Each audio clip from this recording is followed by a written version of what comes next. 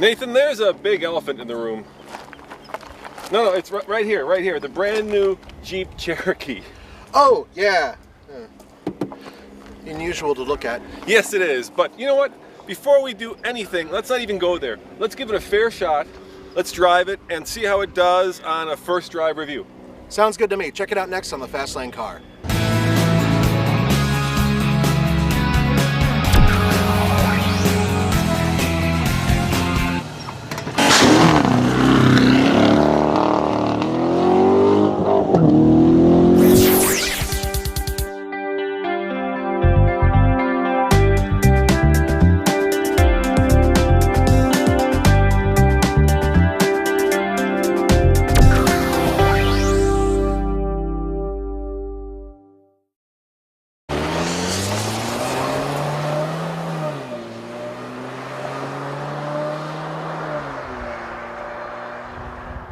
This obviously is not aimed at the Jeep loyalist, right? This is aimed at the people who would cross-shop it with a RAV4, a CRV, a Ford Escape. And yet it's got a name that you would point out comes from kind of Jeep's illustrious background. And that's the problem, folks. I think a lot of you, when you heard that this is called the Cherokee, went absolutely ape. And in some cases for good reason, because this isn't the Cherokee. Had they called this the Wild Weasel or the Honey Badger, something along those lines, it'd be okay. Yeah, it'd be all right. You go, oh, okay, it's a new Jeep. All right, that's interesting. You know, replaces the Liberty, no big deal. But man, you call it the Cherokee. Oh, I'm gonna just whoop some ass on that. You don't call it Cherokee. No. So that's where the problem lies. So let's not call it the Cherokee anymore. We're just gonna call it the Honey Badger. I like the Wild Weasel better. Wild Weasel? How does the Wild Weasel drive, Nathan? Weasel. How does it just drive? Call it Weasel. How does it drive? It drives really good, actually.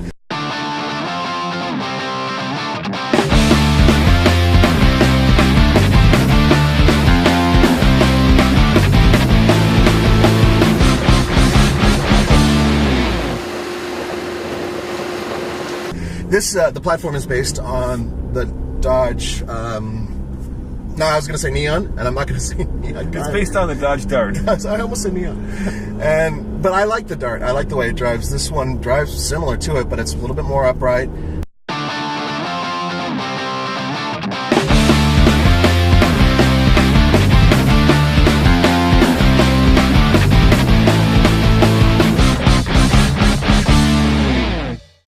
So you'll see, especially the front end is quite a bit different. The 7-slot grille is now raked back, and we picked that up really from the 74, the full-size Cherokee. We've used that key on a couple different vehicles through the years. XJ had it for a little while, and the Wranglers. But here it's much more amplified and detailed in these 7 separate boxes with a chrome frame. It has, like everybody else now, electric power steering or electrically assisted power steering, but it's kind of heavy in a good way. It doesn't impart any real feel, but the simulated feel is not too bad, and I like the heft of it. We're driving the 4-cylinder, so you can actually hear the engine kind of going, oh man, I'm not really that happy right now going uphill, but it's not too bad, and the 9-speed transmission is incredibly smooth.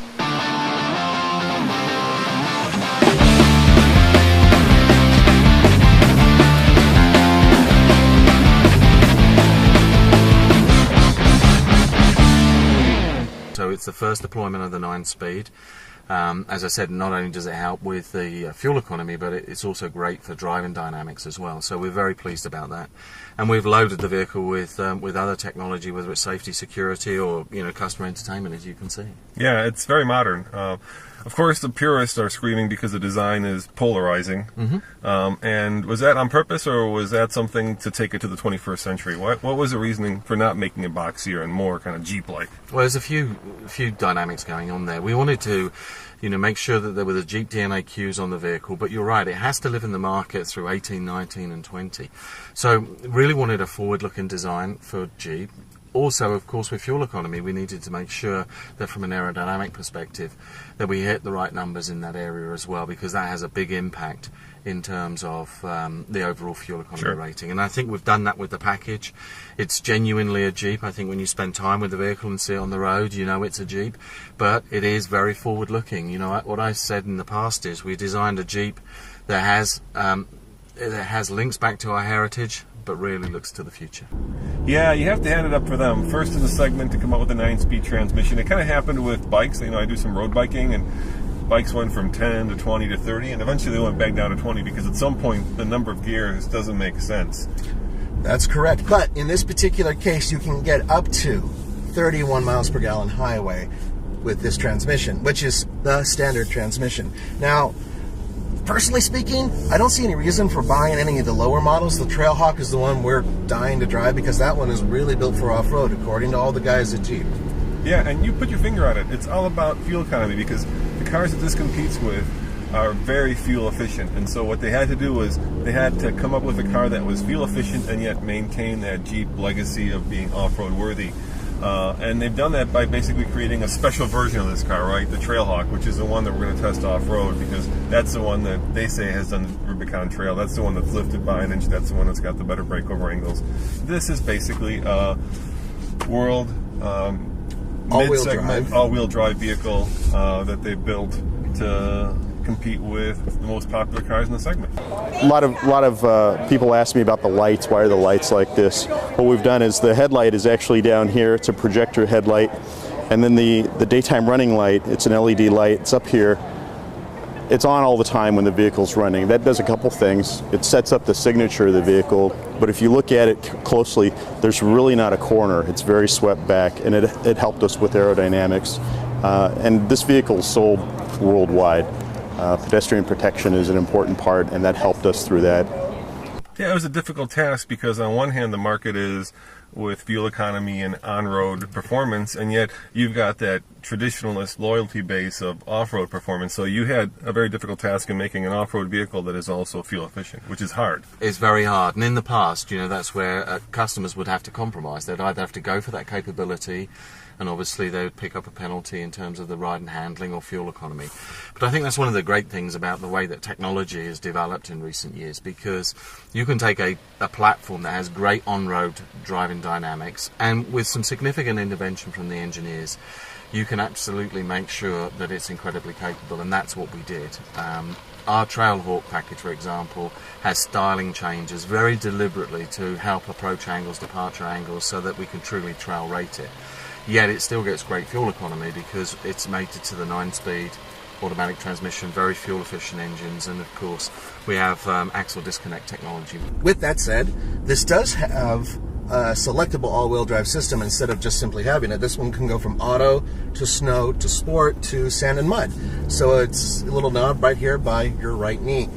That's cool. I like being able to select things like that.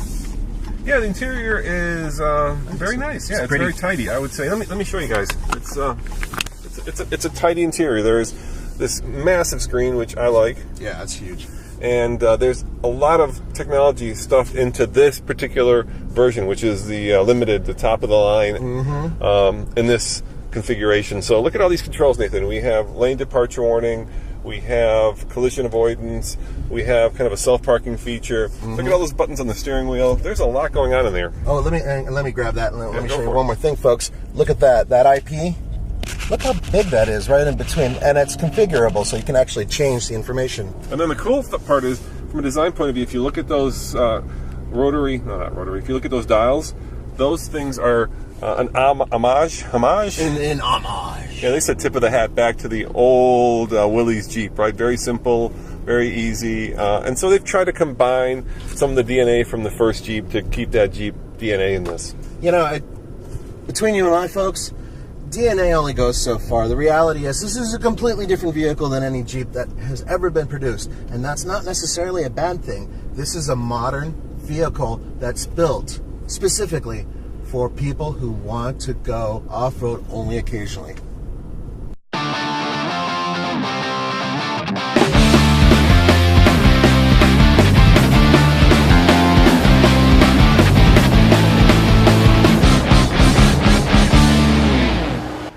under the hood, you have two engine choices. There's this one, which is the 3.2 liter Pentastar, which puts out, well, let me go to my cheat sheet, 271 horsepower and 239 pound-feet of torque.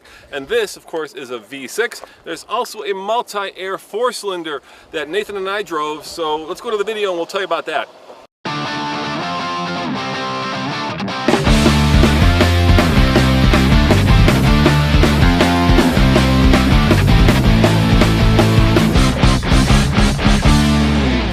Gonna sneak some energy drink into Roman's tea this morning, but I opted not to, or else we'd probably fly off a cliff here. We might do that anyway, Nathan. Yeah, trust me, these corners are very tight, but the good news, I grew up around here. This is some of the best driving roads around. Because we drive the speed limit around here. Of course we're doing the speed limit. I'm completely doing the speed limit. Isn't this the road where you see all those motorcycle accidents too? Yeah, they fly off the side of the hill, and they cream, the side of a tree. And the camera bag is true. Yeah, that camera bag with all the expensive camera gear is flying all over the place. What a surprise! Oh, God, there goes the GoPro. You know, it's very neutral. It holds the corners very Wouldn't well. you say though? I mean, tight. Yeah, it's considering good. what it is, it feels. I think the Escape is still one of the best ones in this class for, that was something heavy. All right, we better stop. Yeah, you better stop. Because we're not going to have any camera gear left if I keep going. I think that was the tripod that made that noise. All right, so here's my driving impression. It's very neutral. I was afraid that with all that weight of the engine on the front wheels, it was going to plow a little bit, but it doesn't do badly. It's extremely tight. It feels like, almost it's built out of one piece of metal. You know how Mercedes has that kind of feeling? Yeah, Volt-like. Yeah, and I think that's because the steering is so well dampened. I mean, there is just enough communication through the wheel that you have a sense of what the wheels are doing, but yet you don't feel that, a good suspension setup doesn't thump. It just kind of thunks. You know the difference? Yeah. You're not feeling it reverberate throughout the cabin. Right, exactly. It's just a controlled thump and not a whack. Personally, I think that this interior competes directly with the Ford Escape. And the reason why is because the Ford Escape has one of the best interiors out there. Indeed, this is a great interior. Lots of contrasting shapes, stitching, leathers, you name it, just about everything. And I love the fact that they padded where the arm goes. Yes, I know. Not everybody puts their arm up here, but I do, and it's nice and soft. It's a high quality interior, and I've noticed that every single one that I've seen so far has a variety of different surfaces to touch that feel really good. Yeah, the Liberty was really, derived really more from the Wrangler side of the family. Flat panels, stood up glass. This vehicle is much more the Grand Cherokee side. There's muscle in the fenders. They're integrated a little bit better. A lot of Grand Cherokee, particularly in the rear corner, the D-pillar. And thank you, Nathan, for putting up with my crazy ass driving. Oh, dude, you're a lot better than most people I ride with. And I think a lot of automotive journalists feel like they have to flog the out of a car because that's their job. Well, no, it's because it's fun. But it's really because it's fun. Yeah, that's why. Let's be honest. It's just because it's fun. All right, let's accelerate. I think the V6 is going to be the driver's choice. Yeah. The power delivery is really good, and it's a little loud. I mean, it's not like a cool loud either. It doesn't sound like a nice dual overhead cam VTI or whatever system. It sounds like it's working hard. Yeah, not like it's working for the fun and chagrin of it, right? Yeah. If I floor it, it's like, right? And you'd want to have a nice deep throaty roar followed by a zesty acceleration, which I'm noticing the brakes are really good. Because you nailed it a few times, and it didn't no fade. Yeah, easy to modulate, very progressive. 4-wheel discs, folks. And what's interesting is that instead of having the transfer case and everything else right here, it's actually all located in the back. So if you have the all-wheel drive or 4-wheel drive system in the Cherokee, it's there, back there. Going a little too fast there. Go a little, just a bit. Just a bit. And I wasn't even going that fast. No, you weren't. Yeah. So yeah, it certainly doesn't look like a traditional Jeep, Nathan. No, it certainly doesn't, but this is the future. And what is it called? Cherokee. No. But we have a better name for it. Weasel. It's the Wild Weasel. No, it's a Cherokee, and since it's a Cherokee, it also has to be good off-road. So come back tomorrow when we do what, Nathan? We're going to take this baby off-road. That's right. As always, this is Roman. And Nathan. Saying thanks for watching, and we are going to be off-roading tomorrow. Come back for that. Pimp. Hey, is that an Andre t-shirt you're wearing? Yeah, it means pimp in Russian. You sure? I think so. Andre, that one's for you.